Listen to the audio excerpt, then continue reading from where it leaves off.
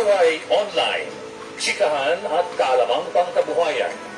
Ating tunghayan, pakinggan at tuklasin ang mga pangyayari at kaganapan sa mundo ng online.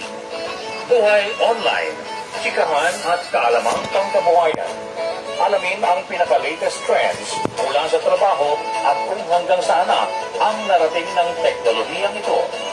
At ngayon, narito na ang ating host, ang ating Techiemommy, si Jaye C. Bautista.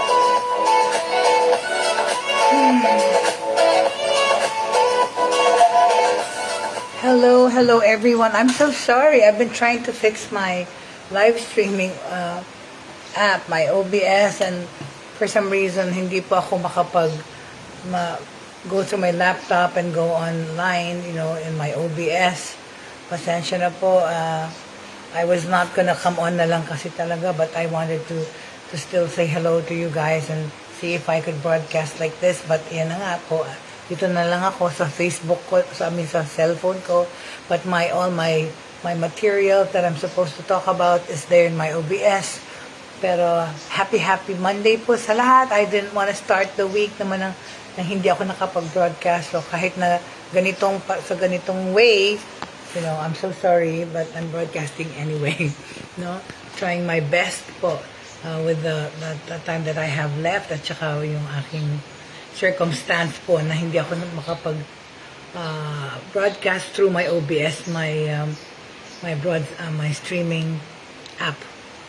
But anyway, the week, I hope you had a good weekend. Of course, hindi magandang balita yung nag-spread na po yung Omicron virus na yan, and there's a surge. Pero understandably so naman po yan kasi dahil sa holidays na tumaas yung number of infections. Pero yun na nga, yung hospitalizations are not so bad. The hospitalizations are not so bad, right? But yes po, mamaya na lang po nag-broadcast po ako show. Thank you. But anyway, so pasensya na, my tita was just knocking. But anyway, so the crime, naman po, yung magandang balita naman po doon, and despite the fact that the infections grew, the Metro Manila crime rate is down by 9%, right? That's very good news. The number of crimes in Metro Manila went down by 9% last year compared to 2020. The National Capital Region Police Office, NCRPO, reported yesterday. In a breakdown of crime statistics, the NCRPO said murder cases decreased by 29%. So nga naman talaga, when I look back in retrospect, hindi masyadong marami yung mga murder na nangyari, except of course, yung artist na namatay sa resort kasama ng boyfriend na si Umpin. Ano pala? Umpin nga ba yun? But anyway, so yeah, yun ang murder na case na hindi pa na ayos, right? And then, cases of physical injuries dropped by 34% from 1,122 to 741. Homicide cases dipped to 16% from 171 to 143. Rape cases by 8% from 1,083 to 997. Robberies by 11% from 1,446 to 1,286. By 3% from 3,100, yung theft po, yung pagnanakaw, from 3% from 3,187 to 3,094. The fact is, of course, lahat po ng crimes bumaba, which is magandang balita. Ang car theft naman by 9% from 126 to 115, and motorcycle theft by 18% from 631 to 516. Mas bumaba yung pagnanakaw ng motorsiklo kasi afford na nilang bumili dahil halos zero down payment na ngayon, NCRPO and Chief Major General Danao Jr. said Metro Manila registered a 13% decrease in index crimes and 7% drop in non-index crimes. Our success in the fight against crime, illegal drugs, and terrorism may be attributed to the strengthened partnership we have developed with the community. It played an important role in providing necessary information, for the immediate resolution of crimes. Okay, very good. Okay? So at least yun ang nangyari doon. Ay, sorry yung ring light ko. Inaayos ko lang po. Okay, so yan ang magandang balita, no? Ang tungkol naman po siyempre yung sa nangyaring yun, yung hotel quarantine breach na yan in Makati, right? The Department of Tourism received more reports of alleged hotel quarantine breach before Makati incident. The Department of Tourism, or the DOT, had received more reports of alleged quarantine breach in other hotels, even before the incident in Makati City. So yun hindi pala yun isolated case. No, meron na palang mga nangyayari. Kaya nga, I'm sure, if nangyari yun, I'm sure may nangyayaring ganyan na bayaran sa mga hotel, right? So this is what they found out. DOT Secretary Bernadette Romulo Puyat said on last Monday. Interviewed on GMA News Unang Balita, Puyat said authorities were not able to look into these reports because the names of concerned individuals were not disclosed. Marami nang nagkukwento sa amin pero walang pangalan na binibigay. Lagi naman kaming humihingi ng pangalan ng hotel or ng tao na supposedly nag-skip ng quarantine, she said. Many told us stories that they were not giving us names, but they were not giving us names. We always ask for the names of hotels or people who supposedly skipped quarantine.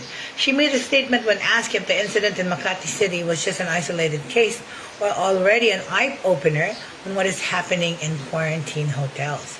On December 23, 2021, a returning overseas Filipino from the United States skipped hotel quarantine, actually December 22 yun, kasi December 23 party, to attend a party and visit restaurants in Poblacion, Makati. On December 27, she tested positive for COVID-19. Ito yung si Winnet Chua, no?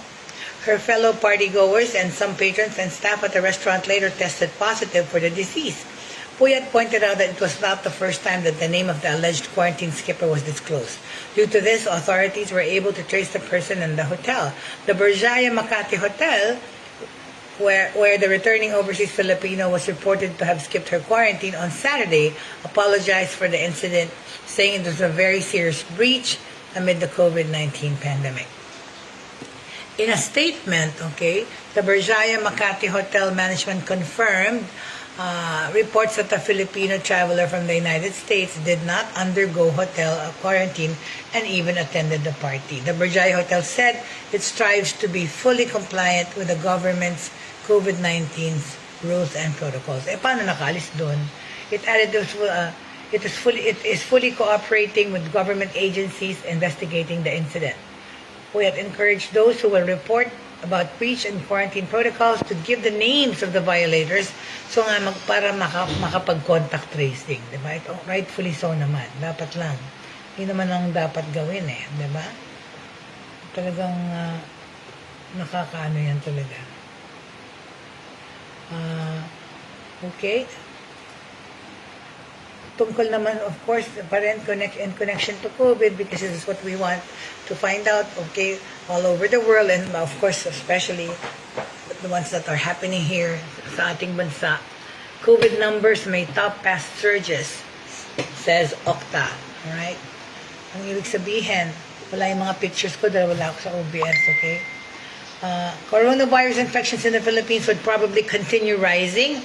Expect na natin to, and top past surges due to the highly matured Omicron variant, according to researchers from the country's premier university. Metro Manila's daily positivity rate has hit 28%, near the all-time high of 30%. Fede Gusto David, Okta Research Group Fellow from the University of the Philippines, said on Sunday, daily coronavirus cases could hit more than 10,000 in Metro Manila in the worst scenario. Ay, naku, wag naman. Sinabi nito sa ABS-CBN News, right? It's just possible. I'm not predicting it yet, but it seems like we're heading there.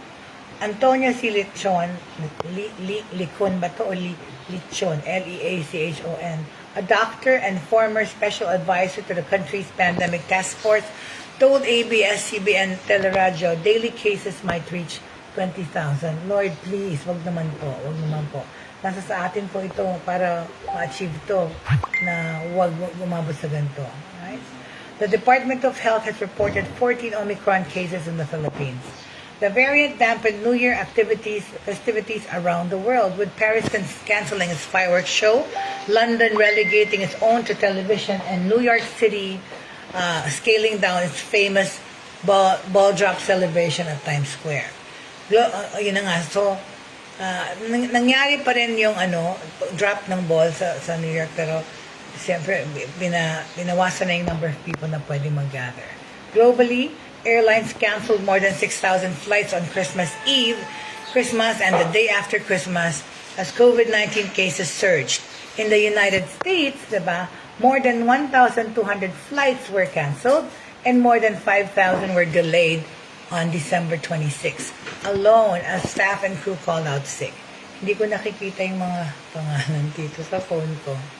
But anyway, the Department of Health reported 4,600 coronavirus infections nung linggo, bringing the total to 2.85 million. Okay? The death toll hit 51,570 after 25 more patients died, while recoveries increased naman by 535 to 2.78 million.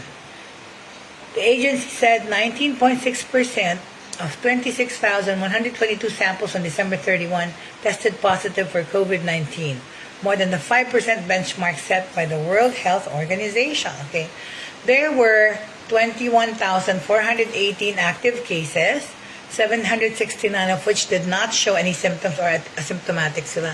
Hold on, please. Excuse me, could I please have my jug that I left there? Salamat. Ito ko ay nag-broadcast from my phone. Thank you very much.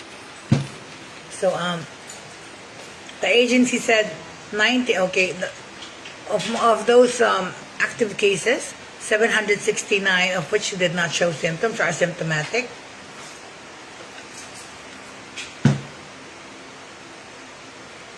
15,644 were mild, 3,081 were moderate, 1,589 were severe, and 335 were critical. The agency said 99% of the reported cases occurred from December 20 hanggang January 2. Kaya nga, yung holiday talaga yan. The top regions with infections in the past 2 weeks, ang top regions that had infections in the past 2 weeks were Metro Manila with 3,279 cases, Calabarzon with 676, and ang Central Luzon with 252. Mr. David said coronavirus infections have been spiking, mostly concentrated sa Metro Manila. Ayan na naman talaga yung NCR. Kasi doon sa Metro Manila, sabi nga nung friend ko in BGC alone, parang wala ng virus kung lumabas yung mga tao.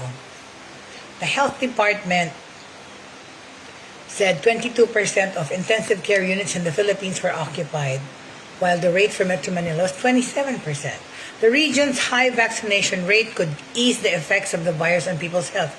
Yun na nga, yung mga hindi severe cases, mas marami naman yung na-infect na hindi severe ang cases, right? So kasi nga, because bakunado na, mas madaling gumaling, right?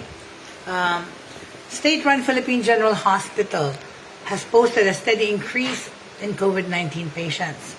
Spokesman Jonas Del Rosario said there were 93 confirmed COVID-19 cases in the hospital as of January 1 from a low of 30 on December 25. Jean A. Nesperos, a board member of the Community Medicine Development Foundation Incorporated, sinabi niya na yung fresh surge could not be blamed solely on people having moved more freely during the holiday.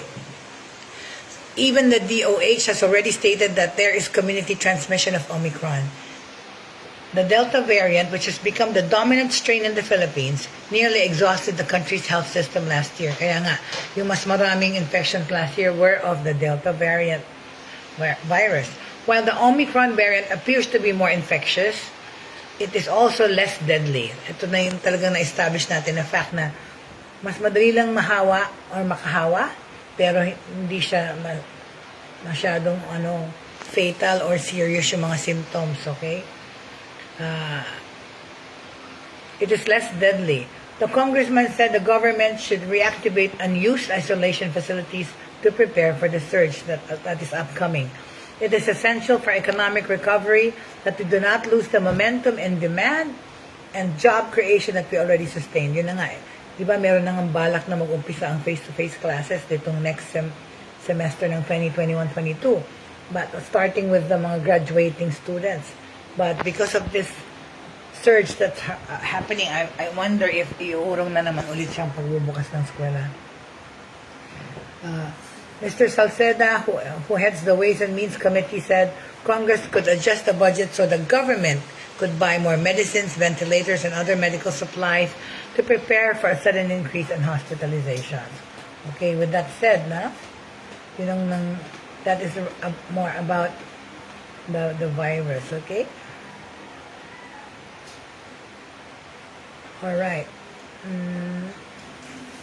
Okay, more news from the Philippines po and technology, regarding Negros Oriental communities turn wind energy to electricity. Okay, magandang itong balita na to.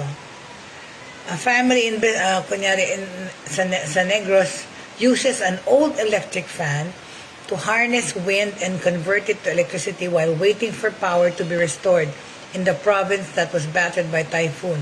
Yes, my own Yaya Saning, our own Yaya Saning of 42 years, she's in Samar, Leyte. Wala pa rin po silang ilaw doon. They're just actually using their cell phones to communicate. But nasa charge nila somewhere, but in their own mga bahay, wala pa silang ilaw po. Tanhay, Negros Occidental naman. Since Typhoon Odette, international name Rai, made landfall in Negros Occidental province on December 16, many towns and cities in the province were plunged into darkness. But the need for electricity to light up their homes and charge their devices has prompted a community in Bais City to use wind energy and convert it into electricity using household materials. Yan nga, Yaya, kung nakikinig ka, yung electric fan daw, pwede yun mag-generate ng electricity. Sisters Janine Babor and Junabel Haluag harnessed the strong northeast monsoon wind in their area to create electricity. Yan. Pakita ko sa inyo kasi, ayan. There. Kinabit niya na yung electric fan. Can you see that? Kinabit niya na yung electric fan dun sa puno. Alright? Okay, right? So, they did. Kinabit niya na yung electric fan sa puno. Yung magkapatid na yun, si Janine Babor and Junabel Haluag. Harness the strong northeast monsoon wind in their area to create electricity. Right? My sister said she read this idea somewhere else. Then we tried it. Babor, a resident of the city's coastal village of Okyot, said in an interview, the siblings used parts of their junked electric fans, okay? Yung ginamit nila yung parts of their junked electric fan and hoisted these on poles, plugged them on their 3-port extension wire and faced the fan's propellers to the strong wind. Yan ang ginawa nila para electricity. And by way of charging phones naman, it will make a fast rotation in a matter of seconds will produce electricity. You just need to plug your devices in the same extension wire where your fan was plugged in, Babor said. At first, Babor and Haluwag thought it would not work until it started to charge their phones. Ang galing, no? I wanted to share this big news to other families who need electricity. We can have electricity using what's available in our houses. Ang galing. Ginamit nila yung hangin. An islet and some main villages in the city are also now using the same technology as an alternative source of power while waiting for electricity to be restored in their typhoon-battered communities. Ralph Barrera, a mechanical engineer, told the Inquirer that an electric fan has a magnet that generates electricity using strong wind to rotate the blades of the fan. Tungkol naman sa magnet, the larger the fan, the bigger the magnet it has. The bigger the magnet, the stronger the wind it requires to make electricity. I'd like to welcome those people watching to the show. Tita Agnes, hello. Tita Agnes says, uuwi daw siya bukas. Tita Agnes, you're coming back to Pampanga po. Dadating po kayo bukas. Hello, Tita Agnes. Welcome to the show. Thank you po for watching. See you tomorrow, Tita Agnes, if you're coming to Pampanga, okay? So going back into the use of magnet, okay? Dito sa paggamit ng wind energy for electricity. Okay, using magnet, okay? The larger the fan, the bigger the magnet it has. The bigger the magnet, the stronger the wind it requires in order to make electricity. The dynamo of the electric fan is essential in creating electricity using wind power. So it's the wind and the magnet in the dynamo that creates electricity. Magnetic flux needs to be cut by a conductor in order to create electric power. In order to do this, kailangan yung dynamo needs to rotate as fast as it could. Aside from it not being costly, it is also renewable energy. A more clean and environmentally friendly source of power compared to generator sets. While it can be used as an alternative source of power, Barrera said it was not sustainable. He explained the construction of an electric fan, though similar to technology that was made to create electricity using wind energy, has its efficiency loss and is not cost effective. Sabi ni Barrera, people might consider investing on the alternative and take it as their source of power. But as a regular fan and the extension wire, which costs around 700 pesos, could only produce power for a 12-watt bulb and charge 1 to 2 phone devices. On the other hand, an electric bill of 700 from a power provider could already represent the monthly electric consumption of a typical household. Okay? So yun yung paggamit ng wind energy. Alright? Okay. More news from the Philippines and Technology po regarding transportation naman. The Department of Transportation or DOTR orders the strict implementation on public transport because of alert level 3 na po tayo sa Metro Manila at NCR. Okay? Hindi ko makapakita yung mga picture. Ayan. Ayan. May mag-check. See? They will be checked po doon sa MTR o sa LRT, MRT. Yung sasakay na. You see an MRT commuter line up to show their vaccination card at MRT North Avenue Station on August 3 to noong Agosto. Sine-check po pati ang vaccination card. Alright? With health authorities noting an uptick in COVID-19, okay, Metro Manila will have to brace for stricter health protocols starting January 3. Starting today po, with the Philippine National Police and Department of Transportation ordering the implementation of strict health protocols. Okay? In a statement po,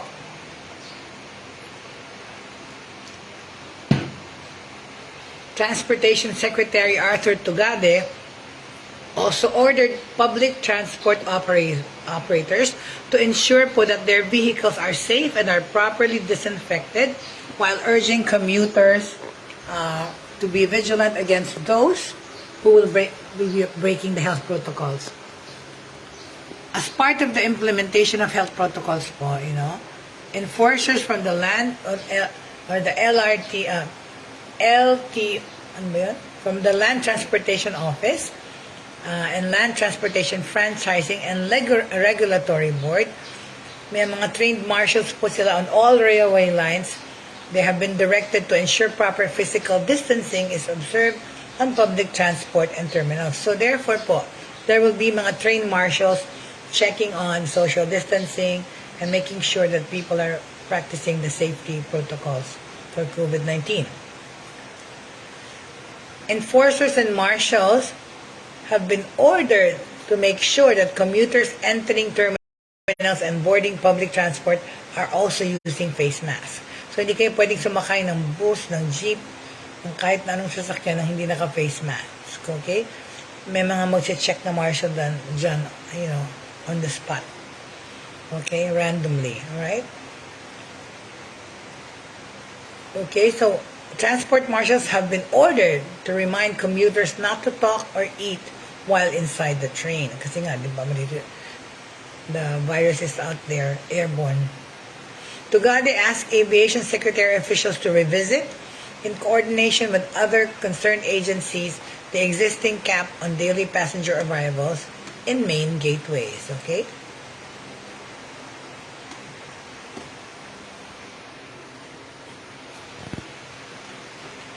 Under Alert 3 po, interzonal and interzonal movement, okay, are still allowed. Okay, it's still allowed. However, reasonable restrictions may be imposed by local government units, mga LGU po. Kanya-kanya din po, di ba? Parang based on the LGU, kanya-kanyang rules, kanya-kanyang safety protocols or levels of alert levels, okay? Let's continue to hold our guards up. If there is a need to reduce the cap on passenger arrivals, then let us implement in coordination with concerned agencies. Revisit the existing cap. Let us make sure that the process is thoroughly observed. Itong sabi ni Tugade. Let's not be complacent. Talaga naman po, hindi tayo maaari maging complacent. In fact, we should be more vigilant and make sure that we are following the health protocols para wag na pong umabot na sa inaakala nila yung prediction na magsa-search ng 20,000 a day ang infected. Wag naman pong ganun. Kasi we will be reverting back to ECQ and worse, okay? The virus is still here, okay? So let's make it a habit to wear face masks, especially when on public transportation. Don't eat or chat when inside vehicles. Let's all follow the correct physical distancing. The safety of commuters ay importante. Mas importante po, malaking bagay po ang pagprotekta sa mga sumasakay o nagpo-commute. We must make sure that health protocols are strictly, ano ba yan? Health protocols, strictly. Dapat tayo pong manigurado na ang ating health protocols are strictly implemented in all public transport vehicles and pati na rin sa mga transport facilities. May mga truck na nag-move. Hi there, Miss Angelica. She says, happy and blessed 2022, Mom Jay, and to the rest of the BSC fam, as well as to your clan. More power and be safe always. Same to you, Miss Angelica, to you and yours, okay? May you have a prosperous new year ahead of you and a safe one too. Good health and happiness po. Okay? So, and the PNP to adjust strategy as NCR returns to alert level 3. The Philippine National Police has also vowed a recalibrated deployment strategy with more outdoor activities now set to be prohibited under level 3. Okay. In a statement by Police General Leonardo Carlos, PNP chief, he said that the following physical attractions will be prohibited for the next 2 weeks. O, so ano ang mga to? Okay. Sa NCR to pa, face-to-face classes in basic education na hindi pa rin babalik. Karaoke bar and indoor entertainment, bawal. Children's amusement places, okay, bawal pa rin. Casinos, ayan. Soler and such, goodbye na naman. Horse racing, cockfighting, contact sports except for bubble type setup. Okay? Gathering from the same household. Gathering not from the same household. Okay? Cockfighting, horse racing, bawal. Contact sports except for bubble type setup. Okay. Yun ang mga hindi po allowed sa alert level 3. Ano pa? Other establishments are given the green light to accept customers but with 30% capacity lang sa Metro Manila. Hindi pwedeng mapuno ang mga restaurant. Okay? Para yun sa mga closed door venues. Okay? Para yun sa mga closed door ay bawal ang 30% lang, hanggang 30% lang. Okay? Tapos,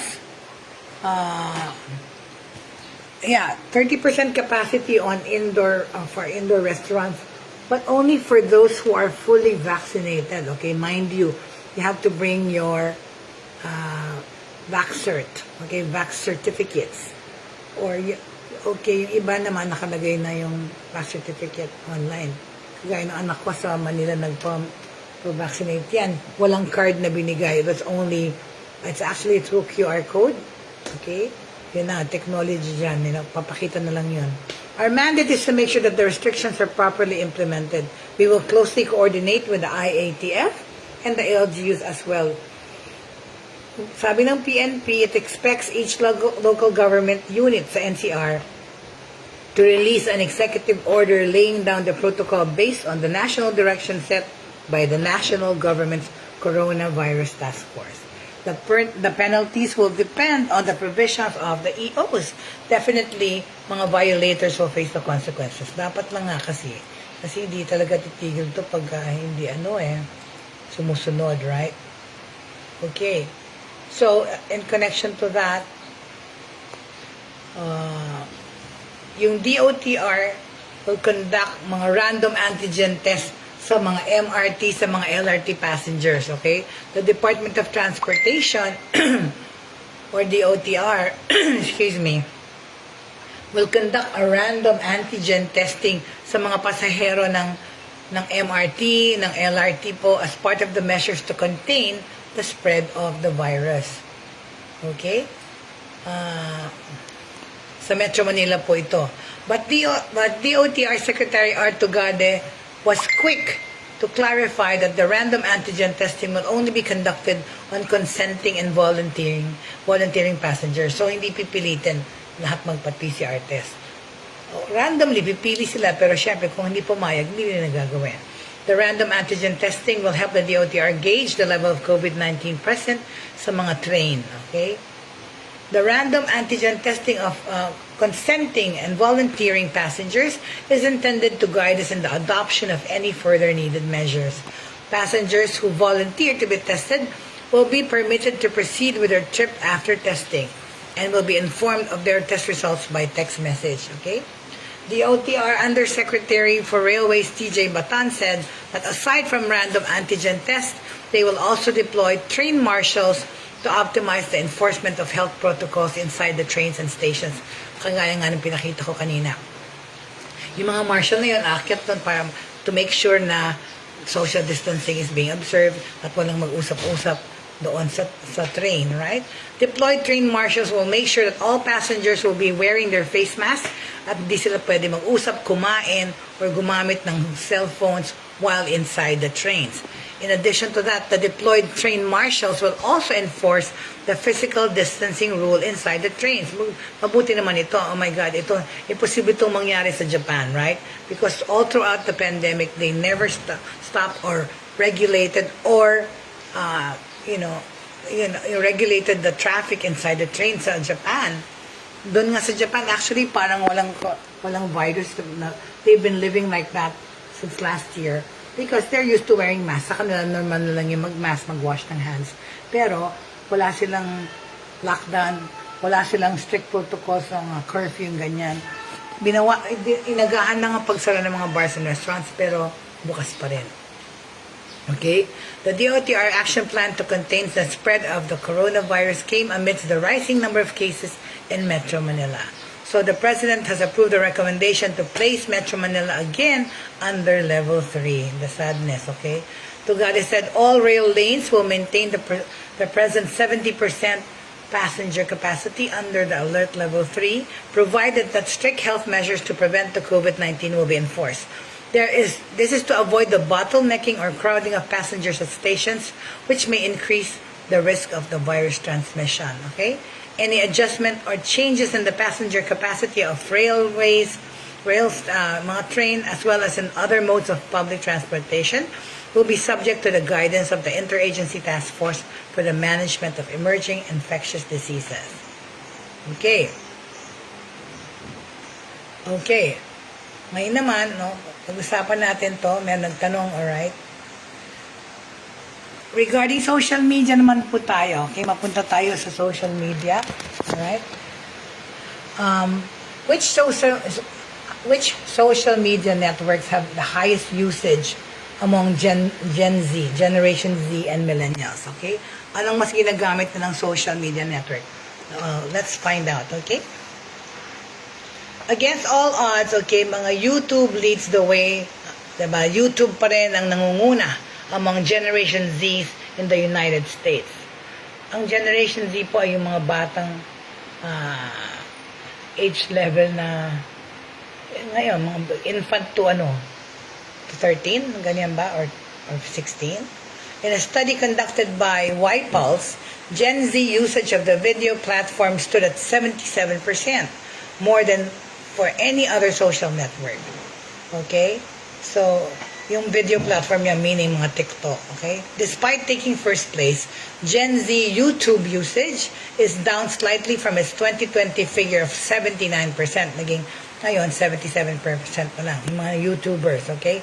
Moreover, Generation Z remained addicted to Instagram in 2021.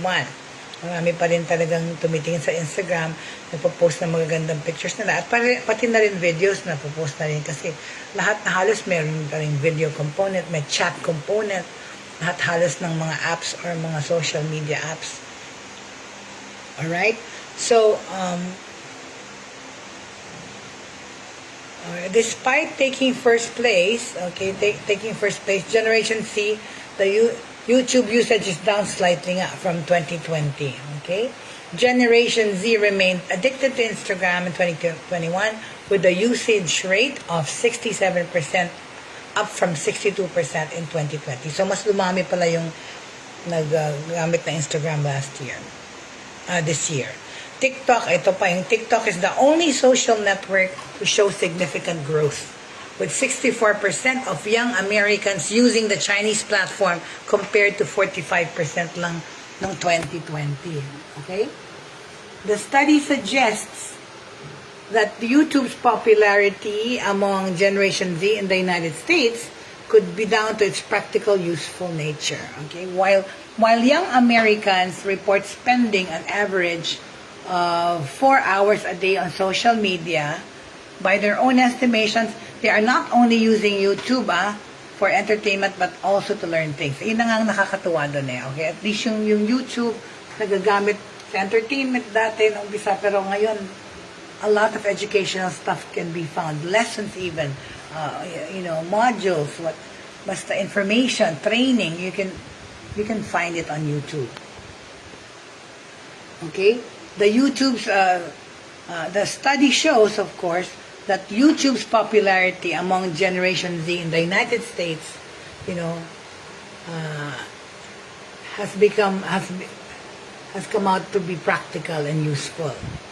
While young Americans report an average of use nga of 4 hours a day, I think ganyan din sa Pilipinas, more than 4 hours ginagamit ang inaalat sa social media, right? By their own estimations, we are looking at, for example, they are not only using YouTube, mga kabataan, for entertainment, kasi nga, para rin sa pag-aaral. The relative age of social networks like YouTube and Instagram and their influence among brands may also explain their positions in ranking. Despite this, TikTok's growth remains much stronger. Totoo naman talaga, nakita natin to last year. Dumami nagti-TikTok, kahit kung saan-saan field, whether it's whether yung mga corporate, kahit na sa entertainment, nagti-TikTok, everybody and most anybody from all walks of life nakapag-TikTok na. Well, except me. I haven't used that, much less have the desire to do it. No. Okay? The relative age of social networks like YouTube and Instagram and their influence among brands may also explain the position why these things are, proliferating. Despite this, TikTok's growth remains much stronger and even leads the Chinese giant to outstrip Snapchat. So in other words, tinalo na ng TikTok ang Snapchat. Yung Snapchat dati kasi very snippet short videos din yun This strong growth in usage is also seen in Generation Y and also the millennials. However, while TikTok shows healthy progression, the Chinese social network only comes 7th in this particular usage ranking, with 42% in 2021 compared to 30% in 2020. Facebook remains top of the list for millennials. So, ang mga millennial, Facebook pa rin, okay? With usage at 75% in 2021 versus 76% in 2020 for Mark Zuckerberg's platform. So lahat naman nagbabaan ng konting-konti, incremental yung use, whether it's YouTube or Facebook. It is followed by YouTube and Instagram with little change over the years. So una munang Facebook sa millennials, sumunod ay YouTube and Instagram. Okay?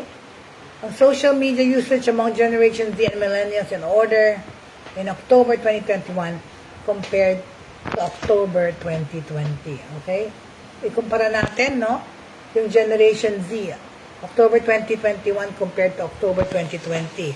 Ang YouTube, 77% sa 2021, 79% noong 2020. So, mas maraming gumamit last year. Instagram naman, tumaas, 67% ngayong 2021 at 62% lamang sa last year. Okay, ang TikTok, considerably, umakyat talaga.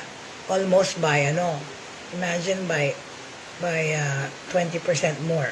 64% in 2021, which is now at 45% nung last year. Ang laki ng talon, right? Kasi naman very obvious, di ba? Dami-dami talaga naloka dun sa TikTok na yan. Ang Snapchat,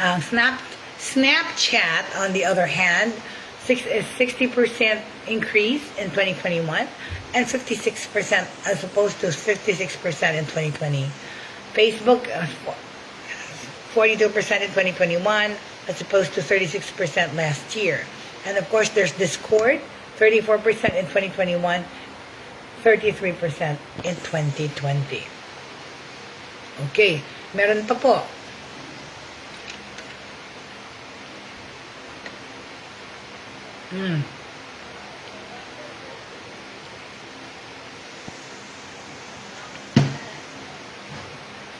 Sa Twitter, ang Twitter 32% po, bumaba ng 1%. This year, Twitter is 32%, last year 33%. Ang Facebook Messenger naman, mabuti nang ginagamit ngayon talaga ng marami, mas malaking increase, more than 10% ang tinaas. 31% this year, 23% last year. Pinterest is at 29% this year. Wala, steady lang ang Pinterest, ganun din, 29% last year. Fortnite, the game, has a considerable increase of 25% this year from 13,000 last year. Ang Reddit naman, 18% this year. Wala, steady lang siya, 18% from last year. WhatsApp had a 7% increase, 17% this year and 11% last year. Talk about the millennials. Ang millennials naman, October 2021 to October 2020, Facebook saw a decrease of 1% in the use from 75% na lang now from 76% last year. Not bad naman. Ang YouTube naman, so a 1% increase in 2021 but 71% in 2020. Okay? What about Instagram? Instagram is 58% in 2021 and 59% in 2020. So, incremental lang yung mga changes, mga 1%, right? 1% lang. Okay? Facebook Messenger, 62% in 2021, 59% in 2022. Anyway, so yan na yung mga balita.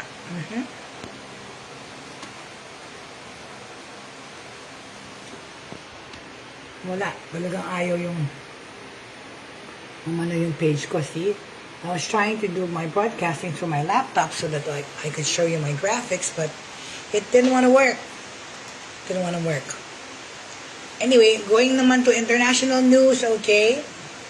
So, tapos na ba tayo dun sa tungkol sa social media? Yes, so that's it.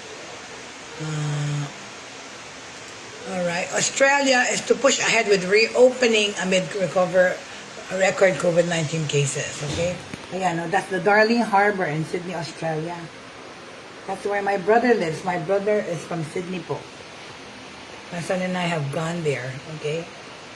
And it's such a nice place. Australia's government said the milder impact of the Omicron strain of COVID-19 meant the country could push ahead with plans to reopen the economy even as new infections hit a record of more than 37,000 and the number of people hospitalized rose. Record daily case numbers were reported on Monday in the states of Victoria, Queensland, South Australia, and Tasmania, as well as the Australian Capital Territory. Hindi from there. My brother's from Sydney po eh. So wala pang masyadong marami. In New South Wales, there were 20,794 cases. Higher than nung Sunday's figure but below the record of 22,000 set nung Saturday. with testing numbers lower over the New Year's holiday weekend. The national daily total hit a record of more than 37,150 cases, exceeding Saturday's cases, with Western Australia and the Northern Territory still to report. We have to stop thinking about case numbers and think about serious illness, living with the virus, managing our own health, and ensuring that we're monitoring those symptoms and we keep our economy going. Yan ang take ng Prime Minister Scott Morrison nila ever since, di ba? Sabi niya, we have to live with this virus. Di ba? There was a time nga they already discounted using face mask sa Australia. Okay, so ayan na naman, makalat. So they want to know na they're not gonna lock down anymore ulit, but instead just practice the safety protocols. Kasi nga, yung Omicron virus does not have serious symptoms and mas konti yung na-hospital. Although, ayan, in Australia, hospitalizations rose to 1,204 in New South Wales, up more than 10% from Sunday. Tumaas ng 10% from Sunday, more than 3 times the level on Christmas Day. Federal Health Minister Greg Hunt said the advice to the government was that the Omicron strain was more transmissible but also milder than other variants. So it reduces the risk to both individuals and the health system, di ba? Because nga, madali lang kumalat pero hindi naman siya deadly. Michael Boning, chairman of the Australian Medical Association sa New South Wales, said the significant increase in hospitalizations combined with the peak holiday period and the number of health workers exposed to COVID were putting pressure on the capacity. So, ganyan naman ang nangyari sa buong mundo. Diba? Kasi dahil nung surge nung bakasyon, dami-daming tao, pati health workers na-infect. With both the Christmas period and with hospital workers being furloughed due to their close contact status, we're finding that it is becoming quite difficult to staff, especially critical areas of the hospital. Kasi nga nagkakasakit na rin yung mga nurse eh. So dapat pala, meron talaga laging testing. Ganyan naman yung mga hospital and frontliners, they keep testing their employees. Okay? So, with that news, I'd like to end this broadcast. Pasensya na po, I had to broadcast from my phone again, but at least nagkasama po tayo. Thank you so much for joining me today. At the end of the day, please remember, faith, hope, and love for everyone po. Faith, hope, and love. Magandang tanghali po, and enjoy your lunch, and enjoy the rest of the day. Thank you!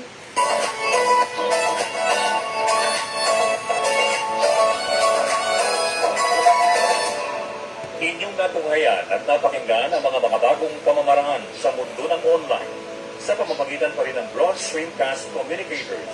Hanggang sa muli, maraming salamat po.